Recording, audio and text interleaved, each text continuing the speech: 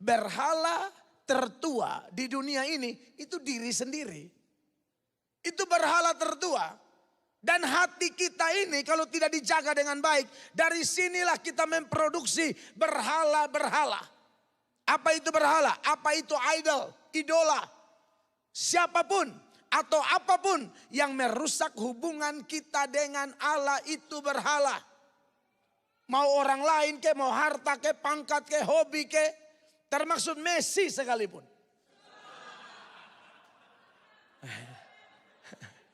Hidup.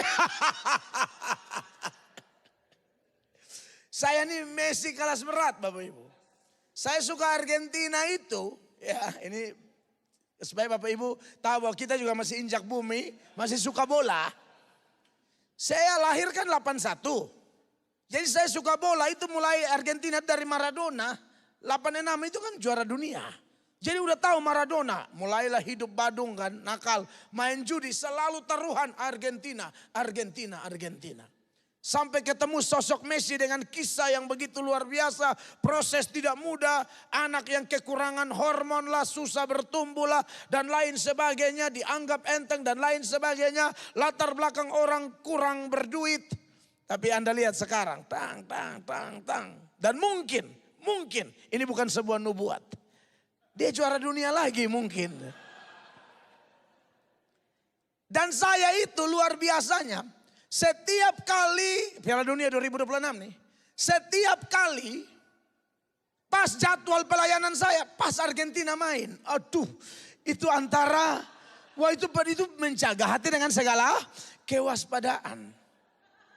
Saya kan khotbah di Indonesia kan pagi-pagi khotbah di radio.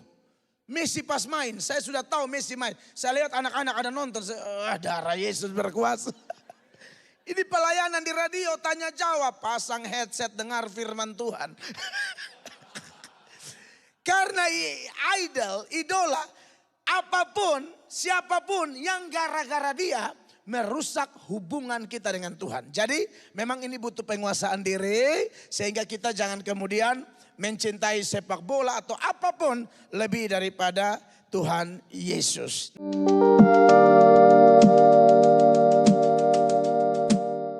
Baik, shalom. Puji Tuhan, satu syukur besar kepada Tuhan Yesus. Ada sekali lagi di gereja Tuhan di BMC Philadelphia USA ini, semua karena kemurahan Tuhan. Terima kasih buat Bapak Gembala, Ibu Gembala, dan semua tim pelayan serta jemaat yang selalu menerima kami sebagai saudara, sebagai kawan sekerja untuk kepentingan Tuhan. Baik, puji Tuhan, jemaat yang diberkati oleh Tuhan Yesus.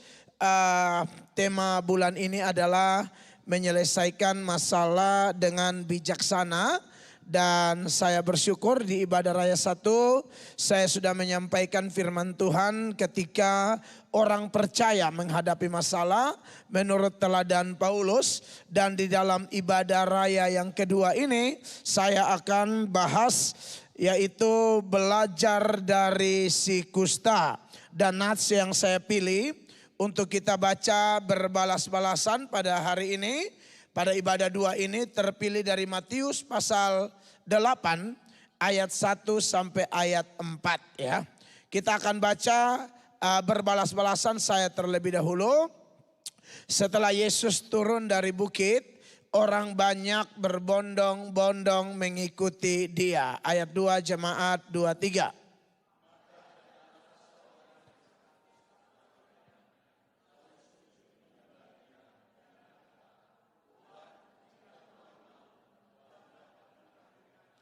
Ayat 3, lalu Yesus mengulurkan tangannya, menjamah orang itu dan berkata, aku mau, jadilah engkau tahir. Seketika itu juga tahirlah orang itu daripada kustanya. 4, 2, 3, lalu Yesus berkata kepadanya, ingatlah jangan engkau memberitahukan hal ini kepada siapapun. Tetapi pergilah, perlihatkanlah dirimu kepada imam dan persembahkanlah persembahan yang diperintahkan Musa sebagai bukti bagi mereka. Baik, Bapak Ibu jemaat yang diberkati oleh Tuhan Yesus Kristus. Memang apa yang tercatat di dalam Lukas pasal 4 Lukas pasal 8 ayat 1 sampai 4 ini adalah cerita yang menarik, luar biasa. Dan fenomena seperti ini Bapak Ibu terkasih masih terjadi sampai saat ini. Di mana kalau ada hamba Tuhan yang viral, terkenal dalam pelayanannya, ada mujizat, ada perkara-perkara spektakuler, ada perkara-perkara adikodrati, itu tak terhindarkan. Pasti akan menyedot massa yang sangat besar. Makanya ayat ini dimulai dengan orang berbondong-bondong mengikuti Yesus. Karena berita tentang Yesus memang sungguh-sungguh luar biasa. Sebelum Yesus muncul itu ada Yohanes Pembaptis, ya. Ada masa diam dari Maliaki sampai Matius, silent years, itu kurang lebih ada 400 tahun. Tidak pernah muncul juru-juru bicara Allah. Dan di puncak masa diam itu Allah memunculkan Yohanes Pembaptis. Itu viral luar biasa. Tetapi setelah itu Yesus muncul, maka popularitas Yesus itu lebih dahsyat dari Yohanes. Tapi menariknya Yohanes itu memang hamba Tuhan yang benar-benar hamba Tuhan. Dia tidak melihat Yesus sebagai kompetitor. Bahkan kalau kita pelajari, banyak juga murid-murid Yohanes Pembaptis yang kemudian menjadi murid Yesus. Ada 2 murid Yesus, kalau saudara belajar, itu sebenarnya adalah murid Yohanes Pembaptis. Yang pertama Andreas, saudara Simon Petrus. Yang kedua Yohanes anak Zebedeus. Itu dulunya murid Yohanes Pembaptis. Yohanes Pembaptis yang memperkenalkan Yesus kepada mereka. Lalu kemudian mereka mengikut Yesus. Yohanes nggak ada masalah. Sepanjang mereka ikut jalan yang benar, ikut ajaran yang benar. Kalau konteks sekarang ikut gereja yang benar, nggak ada masalah. Waktu itu seperti itu, ya. Dan Yohanes itu luar biasa. Dia bilang tidak ada seorang pun yang bisa mengambil sesuatu bagi dirinya kalau tidak dikaruniakan dari sorga. Jadi kalau ada orang diberkati, orang berhasil, orang semakin naik, orang semakin dipakai Tuhan, lalu kita protes, kita iri, sesungguhnya kita sedang protes Tuhan. Karena tidak mungkin orang mengambil sesuatu bagi dirinya jikalau ia tidak mendapatkan itu dari sorga. Ada keputusan yang pasti dari sorga untuk mengupgrade seseorang, mempromosi seseorang. Suka Tuhan. Nah ini makanya sekali lagi saya dapat kesempatan kalau ketemu pendeta-pendeta lain seperti Pastor Lukas. Hal itu sering saya sharing. Ya, saya jujur apa adanya. Untuk bergumul dengan hati seperti itu pergumulan seumur hidup. Bukan 1 bulan, 2 bulan, seumur hidup. Dan puji Tuhan, bersama Tuhan kita pasti menang. Karena kalau kita sibuk iri dengan orang, aduh gak maju-maju bapak-bapak terkasih, ibu-ibu terkasih, tidak akan maju. Kita stres, kita tertekan, hidup kita selalu lihat orang, lihat postingannya, lihat storynya. Iya, akhirnya kita stres. Mau cek gimana perkembangan mantan suami saya, ngapain bu? Urusan amat. Ya orang udah bahagia sama hidupnya. Ibu nggak urus aja suami ibu urus mantan suami. Mantan dari suami. Bukan mantan suami, mantan dari suami. Gitu ya. Nah saudara-saudara yang diberkati oleh Tuhan Yesus Kristus. Memang si kusta ini kalau saudara belajar dia tidak ada identitas yang jelas. Namanya siapa, rumah di mana, udah nikah atau belum. Kalau udah nikah sudah punya anak atau belum, berapa anaknya, nggak dicatat. Memang Tuhan itu seringkali mau memakai orang tanpa orang itu dikenal. Syukur kalau orang itu dikenal. Tapi si kusta ini Anda cari bolak-balik juga tidak akan ketemu namanya siapa.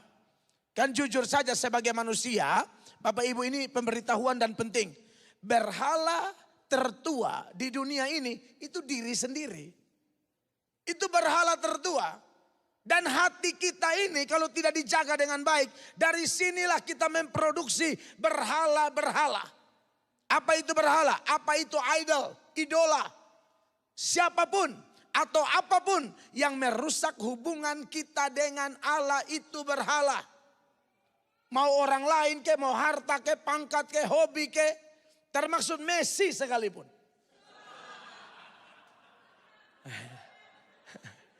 Hidup. Saya ini Messi kelas berat Bapak Ibu. Saya suka Argentina itu. Ya ini supaya Bapak Ibu tahu bahwa kita juga masih injak bumi. Masih suka bola. Saya lahir kan 81. Jadi saya suka bola itu mulai Argentina dari Maradona. 86 itu kan juara dunia. Jadi udah tahu Maradona, mulailah hidup badung kan, nakal, main judi, selalu taruhan Argentina, Argentina, Argentina. Sampai ketemu sosok Messi dengan kisah yang begitu luar biasa, proses tidak mudah, anak yang kekurangan hormon lah, susah bertumbuh lah, dan lain sebagainya, dianggap enteng dan lain sebagainya, latar belakang orang kurang berduit. Tapi Anda lihat sekarang, tang. Dan mungkin ini bukan sebuah nubuat. Dia juara dunia lagi mungkin. Dan saya itu luar biasanya.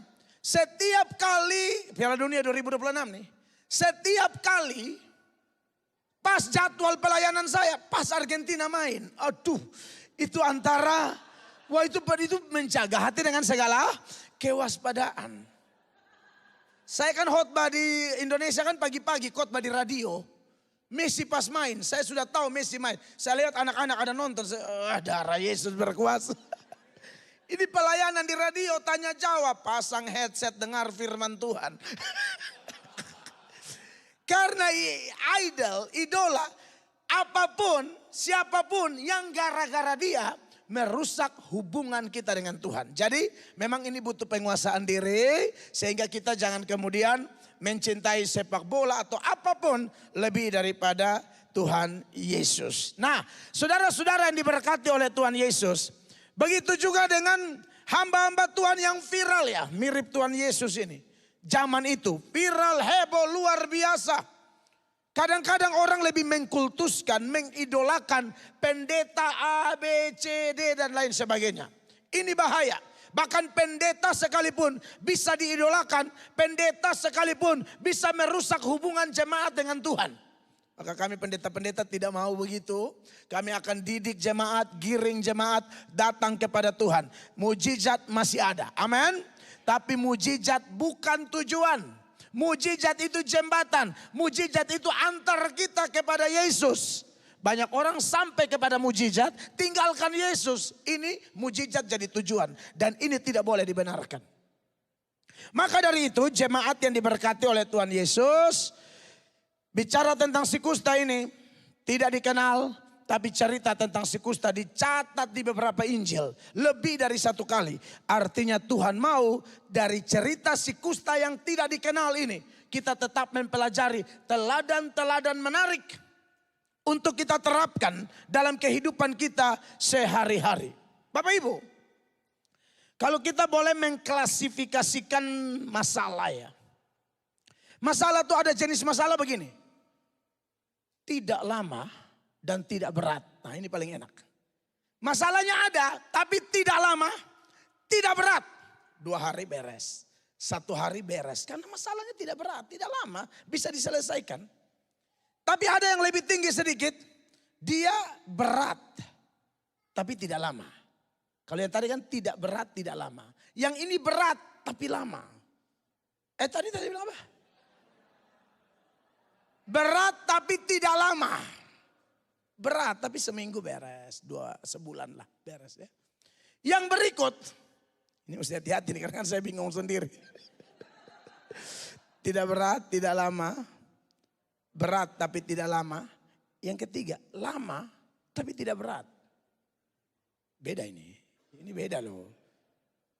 Enggak berat sih, cuma udah 6 tahun. Wah ini kan puyeng juga. Yang terakhir, lama dan berat. Ini paling parah. Dan kalau Anda belajar tentang kusta, waduh.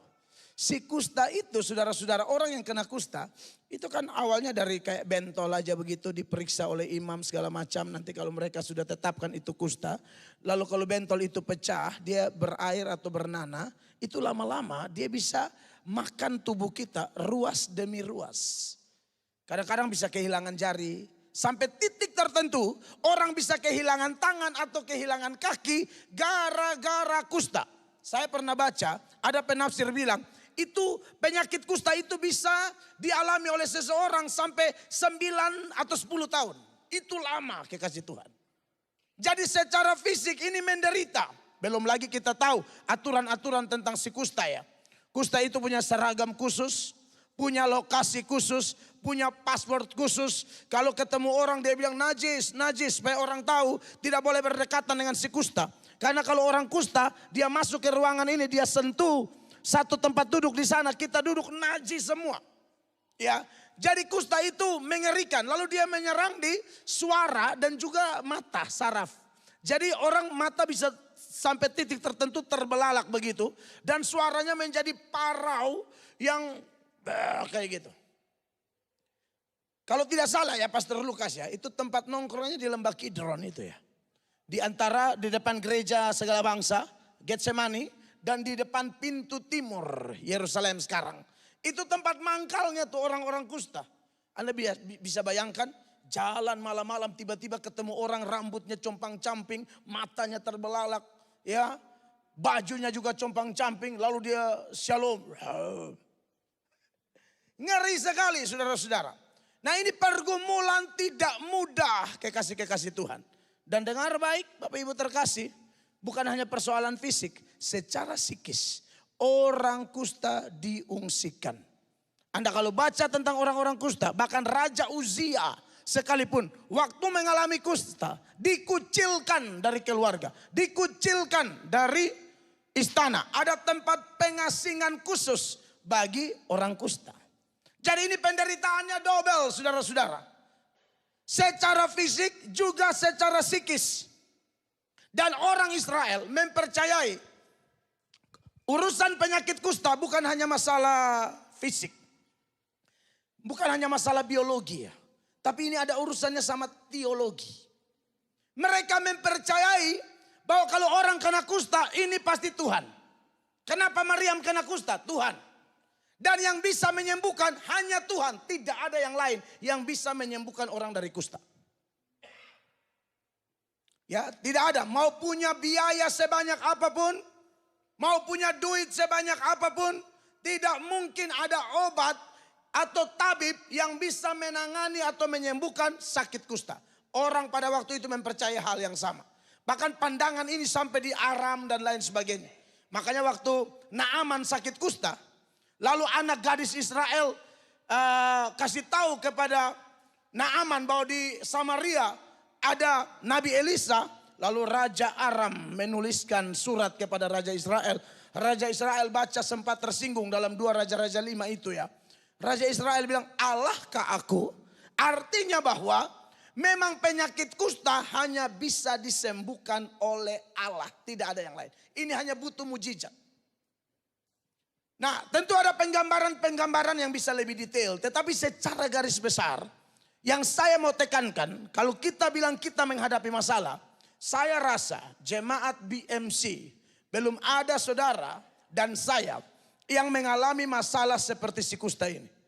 Anda ada masalah tapi masih boleh ke gereja. Anda ada masalah tapi masih boleh bersama-sama dengan keluarga. Anda dan saya ada masalah masih boleh ketemu pendeta. Kita ini kan makhluk sosial. Ya kita butuh orang lain. Waktu Tuhan cipta manusia, Tuhan bilang tidak baik manusia itu hidup sendiri. Jadi kita butuh orang, butuh teman curhat, butuh didengar dan lain sebagainya. Si kusta udah menderita macam begitu, nggak ada yang mau dengerin dia. Tapi hari ini kita akan belajar beberapa hal yang sangat penting untuk saya dan Bapak Ibu renungkan di saat saya dan Bapak Ibu sedang mengalami masalah yang datang silih berganti dalam kehidupan kita. Seperti doa Bapak Gembala hari ini. Ini dunia berjalan, masalah akan tambah berat. Maka tema-tema khotbah yang bersumber dari firman, poin-poin khotbah yang bersumber dari kisah-kisah Alkitab ini perlu diseberangkan kepada jemaat berkali-kali supaya kita semua semakin kuat. Amin. Beberapa poin. Yang pertama yang saya catat di sini. Si kusta yakin bahwa hanya Yesus yang bisa terima dia apa adanya. Sekali lagi, sama-sama katakan, si kusta yakin bahwa apa? Hanya Yesus yang bisa terima dia apa adanya. istrinya, anaknya kalau dia punya anak tidak mungkin terima dia. Itu sudah aturan Taurat. Imam tidak mungkin terima dia. Ahli Taurat tidak mungkin terima dia. Rabi-rabi tidak mungkin terima dia. Persekutuan orang percaya waktu itu tidak mungkin terima dia. Tapi di pikiran si kusta ini ada satu pribadi yang bisa terima dia. Hanya Yesus. Amin. Makanya ayat 2 dari Matius 8 itu dikatakan begini. Maka datanglah seorang yang sakit kusta kepadanya. Lalu sujud menyembah dia dan berkata, Tuhan, jika Tuhan mau, Tuhan dapat mentahirkan aku. Garis bawahi bagian awal dari ayat ini. Maka datanglah seorang yang sakit kusta kepadanya. Kenapa kusta ini datang pada Yesus? Dia yakin ini pribadi bukan seperti para imam. Bukan seperti keluarga. Bukan seperti siapapun yang tolak saya. Ini pribadi bisa terima saya apa adanya. Amin Bapak Ibu terkasih. Saya tidak tahu dengan perjalanan hidup saya dan saudara. Tapi memang kadang-kadang Allah izinkan kita mengalami keadaan di mana kita ditolak. Kita dikucilkan. Kita diabaikan. Kita tidak didengarkan. Dan mungkin itu bisa dialami oleh keluarga kita sendiri. Ya, maksudnya dialami di dalam keluarga kita. Saya di awal bertobat. Waduh, itu bergumul berat dimulai dari dalam keluarga. Satu keluarga ini kan hidup jahat ya. Bahkan saya pernah menyaksikan bagaimana saya ini anak hasil kumpul kebo ya. Papa dan mama tuh tidak menikah. Lalu dapat kamilah anak-anak. Nanti setelah saya STH, saya pulang sekolah dari Jakarta balik ke Kupang, baru saya urus papa dan mama menikah. Saya nggak malu ini. Ini memang kesaksian hidup. Materi khotbah bisa copy paste. Kesaksian nggak bisa. Ini asli masalahnya. Jadi kita urus papa dan mama nikah. Nah gara-gara latar belakang keluarga begini saudara-saudara, ini pergumulan berat. Orang lain kalau bertobat di keluarga yang sudah bertobat sih enak. Saya bertobat di tengah-tengah keluarga yang belum bertobat jadi repot setengah mati. Penolakan terjadi saudara-saudara. Tetapi puji Tuhan hanya ada satu pribadi yang selalu mau terima kita, mendengarkan kita. Makanya Mazmur 27 ayat 10, Raja Daud pun pernah berbagi tentang pengalaman hidupnya. Raja Daud bilang begini, Mazmur 27 ayat 10, perhatikan. Sekalipun ayahku dan ibuku meninggalkan aku, namun Tuhan menyambut aku. Iya, apa ada ayatnya? Mazmur 27. Iya. Sekalipun ayahku dan ibuku meninggalkan aku, namun Tuhan menyambut aku. Ada pandangan para penafsir yang mengatakan memang Daud ini kelihatannya anak yang kurang diprioritaskan ya, Raja Daud ini. Karena kalau kita lihat dalam pelantikan untuk menggantikan Saul saja, dia secara sengaja tidak diikut sertakan. Acara beginian lu gak cocok, lu cocoknya urus kambing domba. Maka ada penafsir tertentu yang mengatakan kemungkinan Raja Daud adalah seorang anak tertolak dalam keluarga. Makanya dia bilang, sekalipun ayahku dan ibuku meninggalkan aku, namun Tuhan menyambut aku. Amin, kekasih Allah. Saudara-saudara, sebagaimana si kusta ini meyakini bahwa hanya Yesus yang bisa terima dia apa adanya. Maka saya percaya kita semua juga harus yakin. Siapapun ya yang kita harapkan di dunia ini bisa mengecewakan kita. Satu-satunya yang tidak mengecewakan kita hanya Yesus. Sekalipun saya dan saudara pernah jatuh, pernah gagal, pernah melanggar komitmen kita. Dulu kita bilang mau ikut Tuhan. Dulu kita ada dalam rumah Tuhan. Dulu waktu datang Amerika ada sejumlah janji. Kalau saya dapat kerja, kalau surat-suratku semua beres, saya akan cinta Tuhan, saya akan bantu Pak Pendeta, saya akan begini begitu, saya akan selalu ibadah. Beberapa pendeta yang saya kenal di Amerika, bukan di East saja tapi di West sana, mereka berbagi dalam khotbah. Mereka khotbah, saya dengar mereka khotbah. Kadang-kadang cerita secara langsung. Mereka jemaat-jemaat waktu datang belum ada apa-apa. Belum punya mobil, belum punya rumah. Setiap ibadah hadir terus. Hadir.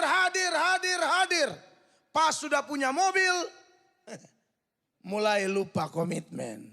Dulu kemana-mana ramai, tapi sekarang mulai kendor dan lain sebagainya. Ya, itulah manusia, jemaat terkasih. Tetapi kita punya Tuhan yang hebat dan dahsyat dan luar biasa. Si bungsu itu waktu diberkati dan kemudian lupa diri, tinggalkan bapa. Dalam Lukas 15, anak yang hilang itu. Dan akibat tinggalkan bapa, apa yang terjadi? Harta habis. Apa yang terjadi? Bencana kelaparan. Apa yang terjadi? Hidup duniawi dan sangat melukai Tuhan. Tapi waktu dia mau kembali, waktu dia mau pulang, hanya Tuhan yang bisa terima dia. Amin. Bahkan saudara kandungnya, si sulung, menolak dia. Ngapain dia datang? Ngapain bapak bikin pesta? Ngapain bapak bikin acara buat anak nakal ini yang sudah menghabiskan harta papa? Tapi itulah Tuhan yang kita sembah. Di matanya tidak ada mantan anak. Sekali anak tetap anak. Kita semua pernah salah, jemaat terkasih. Tetapi waktu kita kembali, tangannya terbuka. Dia kasih kita jubah baru. Dia kasih kita cincin. Dia kasih kita alas kaki. Di Israel, budak tidak pakai alas kaki. Tapi dengan memberikan alas kaki kepada si bungsu, bapak mau bilang sekali anak tetap anak. Uang $100 yang baru diambil dari ATM yang bagus. Dengan uang $100 yang sudah kena lumpur. Nilainya tetap sama, $100. Amin. Maka dari itu saudara-saudara, siapapun Anda dan saya, ada masalah apa? Hanya Yesus yang bisa tolong kita. Masalah paling besar adalah masalah hati. Orang bisa punya duit, orang bisa punya gaji yang bagus. Tapi kalau dia mengalami penolakan demi penolakan. Waduh, ini ngeri banget. Ejekan demi ejekan, olokan demi olokan, ini bahaya. Di NTT, daerah saya, mayoritas Kristen, kasus bunuh diri sangat banyak. Kasus bunuh diri, kemarin ada polisi. Ya, belum lagi ada orang muda gagah, lompat dari, ada satu jembatan di Kupang namanya Jembatan Liliba. Itu langganan orang bunuh diri. Masalah hati. Badan besar, tinggi besar, tampan, sixpack, hatinya kecil. Bunuh diri. Tapi tenang, kita orang percaya, pencobaan-pencobaan yang kamu alami tidak melebihi kekuatanmu. Beri tepuk tangan yang meriah bagi Tuhan. Jadi tidak mungkin orang percaya menjadi gila hanya gara-gara masalah. Tidak mungkin orang percaya mengaku Kristen tapi bunuh diri gara-gara masalah. Masalah sebesar apapun, Tuhan Yesus lebih besar. Kasihnya lebih besar. Makanya waktu si bungsu pulang, dalam Lukas 15 ayatnya yang ke-20 itu, perhatikan ayatnya saudara-saudara. Ada di layar di depan. Maka bangkitlah ia dan pergi kepada bapaknya. Ketika ia masih jauh, ayahnya telah melihatnya. Haleluya. Lalu tergeraklah hatinya oleh belas kasihan. Ayahnya itu berlari mendapatkan dia, Haleluya. lalu merangkul dan mencium dia. Padahal kalau saudara baca seluruh ayat itu, cerita itu, si bungsu sudah berpikir, saya pulang jadi pembantu pun gak apa-apa. Oh no, kau tetap anak. Itu pelukan penuh cinta. Hanya Yesus yang bisa terima kita apa adanya. Ya, di ibadah satu saya sudah saksikan bagaimana saya dikutuk oleh keluarga sendiri. Oleh papa dan mama sendiri. Gara-gara nakal, gara-gara jahat. Orang tuaku bilang kalau tahu kamu dari kecil, tahu kau jahat seperti ini. Dari kecil saya cekik kau kasih mati. Waktu umur 3 bulan langsung, baru langsung mati. Saking marahnya papa dan mama saya, keluarga saya. Belum lagi tetangga-tetangga paling benci saya karena masa lalu saya yang nakal begitu luar biasa. Saya sampah masyarakat, troublemaker, bikin kacau, bikin masalah sana sini. Tusuk orang di depan gereja baru selesai ibadah. Saya tusuk 10 tusukan, heboh satu kampung. Saya suka bikin shock terapi karena memang saya anak broken kan. Jiwa bermasalah, rohani bermasalah. Papa dan mama juga tidak menikah, jarang gereja. Ada di NTT itu ada istilah gereja napas nikmat. Natal, Paskah, nikah, mati. Ah, ini baru gereja nih. Napas apa? Nikmat. Natal, Paskah, nikah, mati. Itu saja udah kategori parah. kami tidak masuk di napas nikmat ini. Enggak pernah gereja sama sekali. Malu mau gereja di mana? Papa mama tidak menikah begini. Orang di NTT itu lihat kalau kita ke gereja. Loh ini kumpul kebo, ngapain gereja? Ngapain ambil perjamuan? Itu enggak mungkin, itu sanksi sosial. Sulit setengah mati. Tapi Tuhan hebat. Sekarang dengan leluasa saya sudah berani cerita masa lalu seperti ini. Dulu dengar itu stres. Senakal-nakalnya kita dengar tetangga bilang, kamu kan papa dan mama kamu kan belum nikah. Yang ngomong oma-oma mau ramas DP mulut, tapi coba yang ngomong nih bapak-bapak saya kasih habis kau. Oma-oma tuh mau tampar juga nggak enak. Kan oma-oma tertentu kan mulut lebih cepat dari otak. Saya pikir aduh ini kalau bilang saya kena saya punya senewen saya tampar nih. Dulu. Sering kali itu ketemu ibu-ibu iblis kayak begitu. Ya tapi itu fakta. Kalau kita mulai nakal dikit, mulai gosip, memang itu anak sial. Ya memang begitu. Tapi waktu saya diinjili oleh teman saya, dia baru keluar penjara, dia injili kami di satu tongkrongan. Saya lagi ngerokok duduk paling belakang. Waktu dia injili, aduh saya rasa Roh Kudus bekerja. Sebelumnya sudah ikut KKR, Pak Yakob Nahwai, Pak Octavianus, Pak Yakob Tomatala, Pak Yonas Wisa, Ade Manuhutu, segala macam kan. KKR di Kupang itu sudah ikut KKR tapi belum pernah dijamah. Mantan preman baru keluar penjara bertobat, melakukan penginjilan jalanan, Tuhan lawat saya di situ. Beri diri dibaptis. Sekolah teologi, selesai sekolah teologi, urus papa dan mama nikah. Dimulai dari mana? Dari Tuhan Yesus yang tidak pernah menolak saya dan saudara. Beri tepuk tangan yang meriah bagi Tuhan. Makanya dalam Yohanes pasal 6 ayatnya yang ke-37 ya. Yohanes pasal 6 ayat 37 sama-sama baca. Jemaat 1, 2, 3. Semua yang diberikan Bapa kepadaku akan datang kepadaku. Dan barang siapa datang kepadaku, ia tidak akan kubuang. Tepuk tangan yang meriah bagi Tuhan. Jadi kalau dia mengundang kita, marilah kepadaku semua yang letih lesu dan berbeban berat. Aku akan beri kelegaan kepadamu. Itu janji pasti. Ya dan amin. Dia tidak pernah berdusta. Dia bukan manusia sehingga dia menyesal. Apa yang dia firmankan dia genapi dalam hidup kita. Makanya saya bersyukur hidup saya rasa begitu penuh arti. Dan hal yang sama dialami oleh semua orang yang sudah datang kepada Yesus. Poin kedua. Poin kedua yang kita belajar dari si kusta ini ya saudara-saudara. Tanyakan poinnya. Si kusta ini walaupun penuh dengan masalah. Si kusta mendahulukan sujud menyembah Yesus sebelum memohon pertolongan. Nah ini penting nih jemaat terkasih ya. Sujud menyembah Yesus sebelum memohon pertolongan. Matius 8 ayat 2 sekali lagi. Silakan.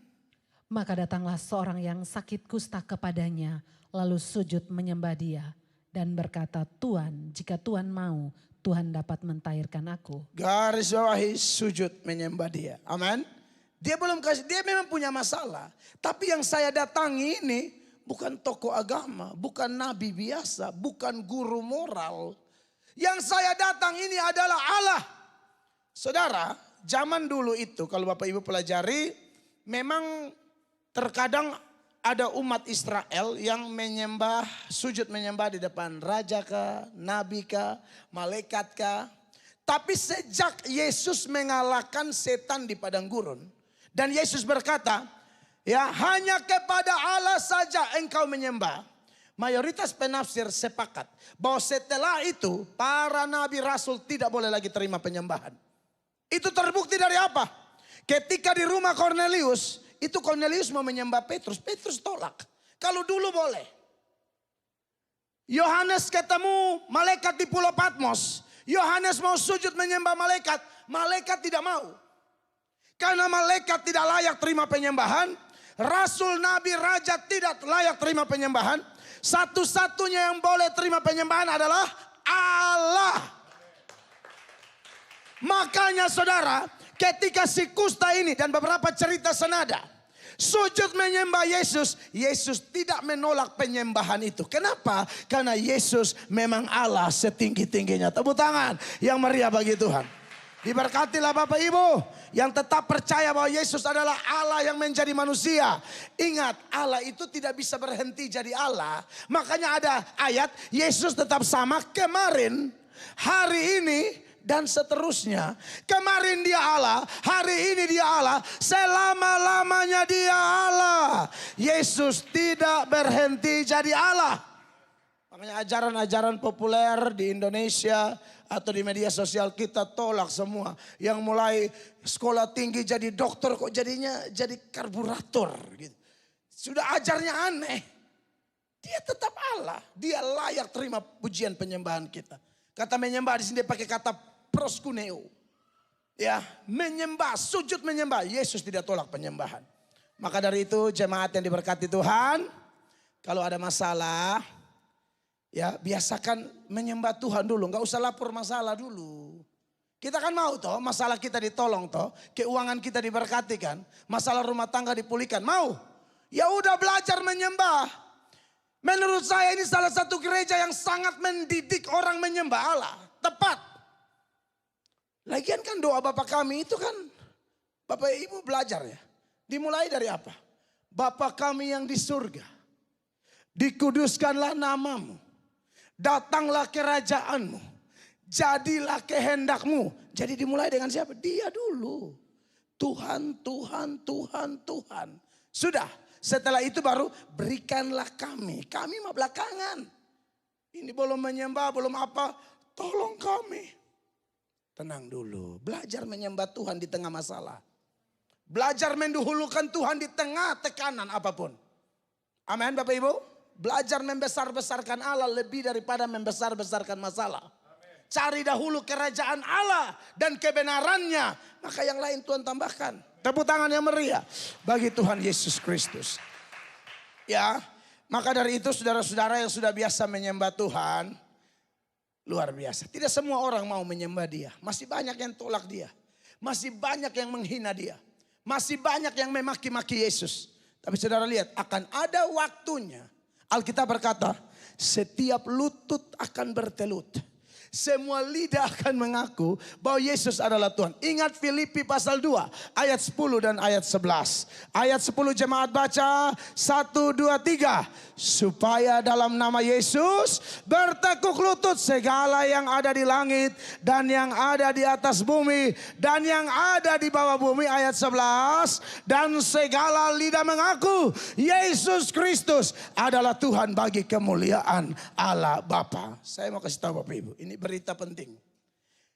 Di situ dikatakan setiap lutut bertelut, semua lidah mengaku itu. Ada dua kelompok.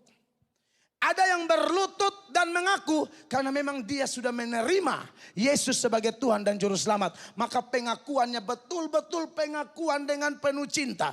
Tapi waktu itu yang menolak dia pun akan dipaksa berlutut. Yang menolak dia pun akan dipaksa mengaku. Karena waktu Yesus datang ya pada kedua kali semua mata, semua orang akan melihat dan mereka yang menghina Yesus akan kaget. Ternyata Yesus yang kita maki-maki selama ini. Yesus yang kita ejek, kita hina selama ini. Ternyata dia benar-benar Tuhan, benar-benar Allah. Maka waktu itu secara terpaksa mereka akan berlutut. Mereka akan mengaku tapi tidak selamat. Kita yang sudah berlutut dan mengaku Yesus, sudah belajar di gereja kita masing-masing, diberkatilah engkau. Beri tepuk tangan yang meriah bagi Tuhan Yesus. Hal yang ketiga, ya. Hal yang ketiga, saudara yang diberkati oleh Tuhan Yesus. Si kusta yakin bahwa bagi Tuhan tidak ada yang mustahil. Ya. Saudara, itu ditandai dengan kalimat di dalam ayat 2 itu. Perhatikan ya. Matius 8 ayat 2. Maka datanglah seorang yang sakit kusta kepadanya, lalu sujud menyembah dia dan berkata, Tuhan, jika Tuhan mau, Tuhan dapat mentahirkan aku. Garis bawahi, Tuhan dapat mentahirkan aku. Ungkapan dapat mentahirkan aku.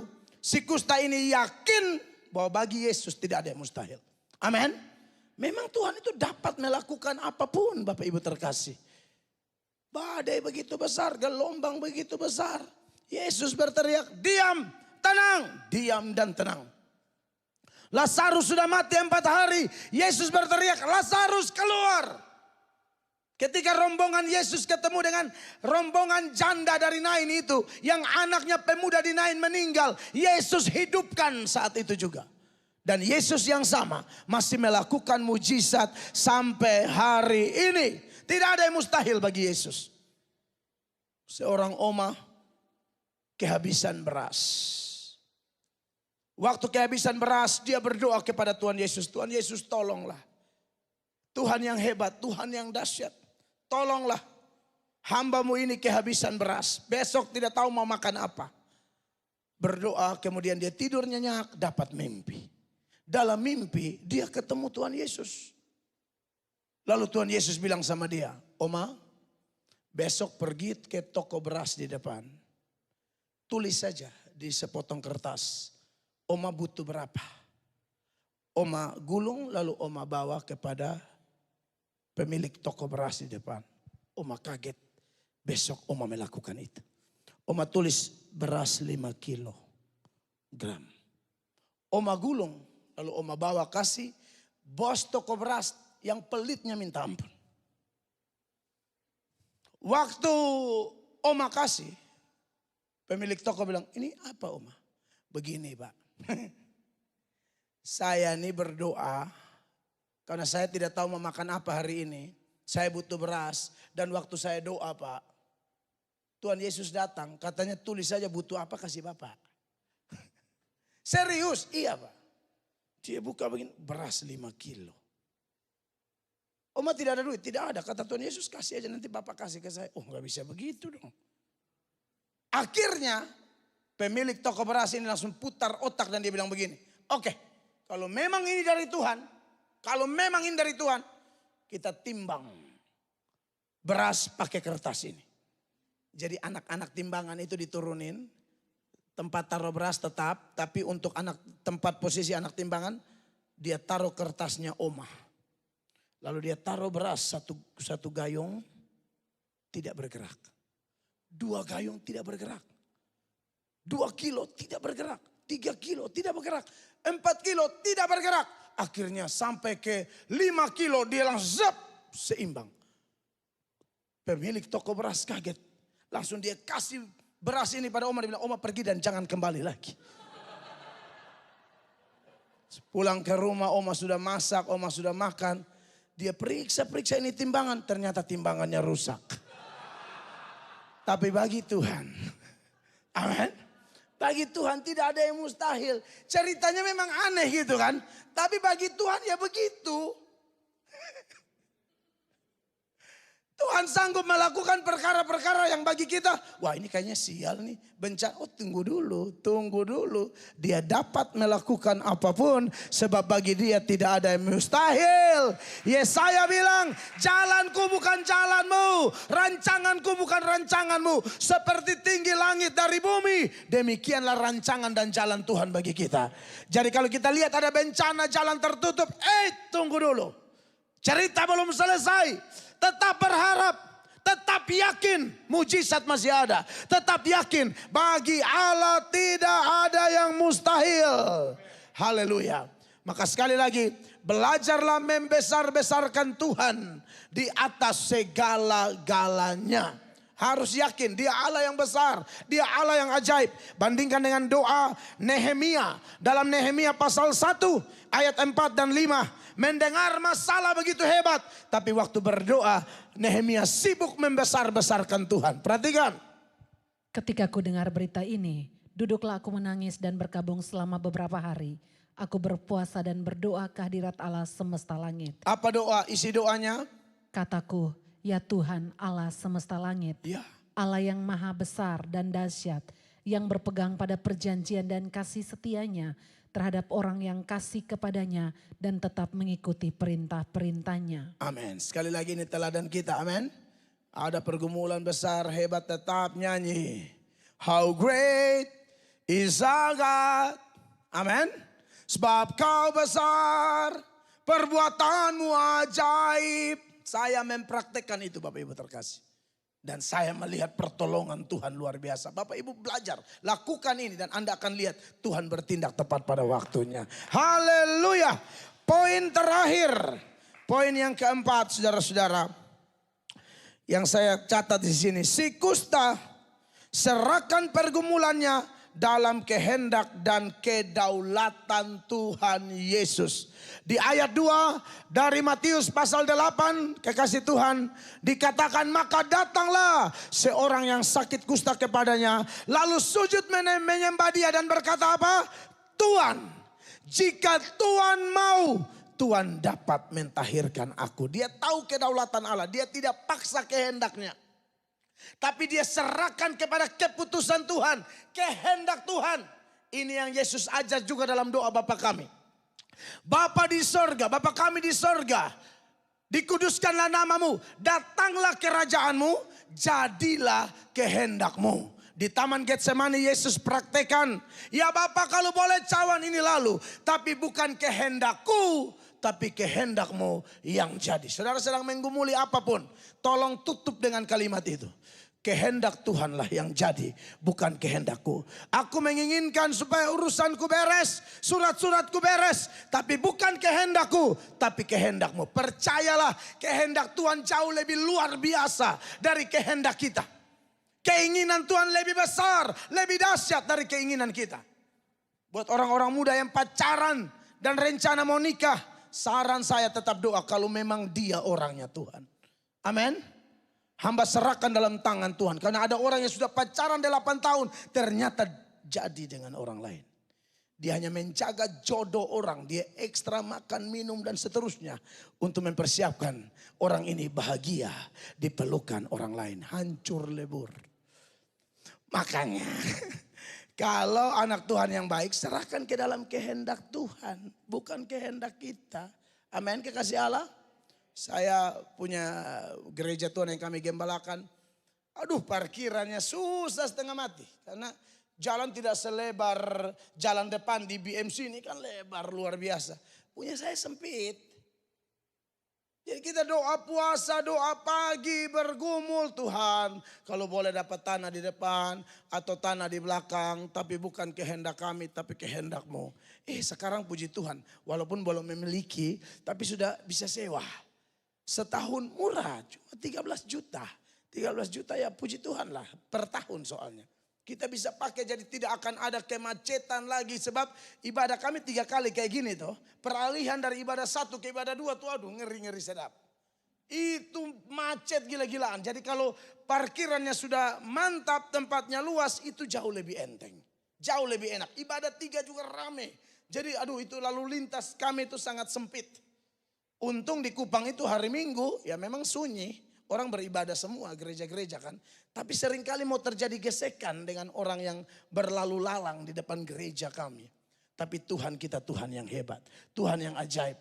Gereja kami bangun peletakan batu pertama uang cuma 1 juta sekian. Saya bilang kita serahkan di tangan Tuhan. Ini kan Tuhan punya gereja bukan gereja kita. Dia kirim jiwa kok. Tuhan kirim jiwa. Ini untuk kepentingan Tuhan bukan kepentingan kami. Kepentingan pribadi. Seperti Elia berdoa, minta api dari langit, api langsung turun. Kenapa? Karena itu doa sesuai kehendak Tuhan. Amin, kekasih Tuhan. Makanya 1 Yohanes 5 ayat 14. Ini ayat terakhir untuk kita pada saat ini. Dikatakan begini, 2, 3. Dan inilah keberanian percaya kita kepadanya. Yaitu bahwa apa? Ia mengabulkan doa kita. Jikalau kita meminta sesuatu kepadanya menurut kehendaknya. Tahu kehendak Tuhan dari mana? Dari firman Allah. Banyak-banyak dengar firman Allah, dikuasai Roh Kudus. Maka kehendak kita akan dikuasai oleh kehendak Tuhan. Tepuk tangan yang meriah bagi Tuhan Yesus Kristus. Percaya Tuhan akan bela kita. Mari kita berdiri, jemaat yang diberkati oleh Tuhan Yesus. Tuhan Maha Ajaib, Tuhan pembela yang luar biasa bagi kita.